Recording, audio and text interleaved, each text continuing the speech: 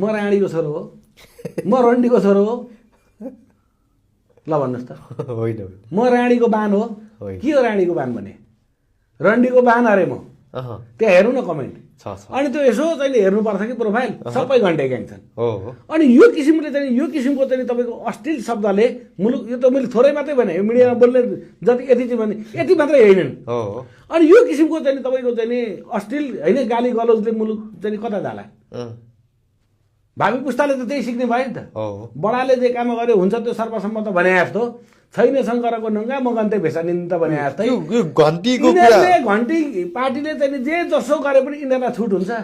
मैले चाहिँ सामान्य कुरो बोल्दा र लेख्दा चाहिँ तपाईँको चाहिँ मलाई चाहिँ साइबरेन लाग्नुपर्ने। अनि त्यो मुमा भने छन् कोनी के चाहिँ तपाईँको चाहिँ चिनी खाने पनि लेखेका छन्, जाँड खाने पनि लेखेका छन्, त्यो लेख्न हुने पनि लेखेका छन्। धेरै त लेख्न नहुने, बोल्दै नहुने, सुन्दै नहुने शब्दहरूको चाहिँ तपाईँको चाहिँ के छ भन्दाखेरि बाढी आएको छ।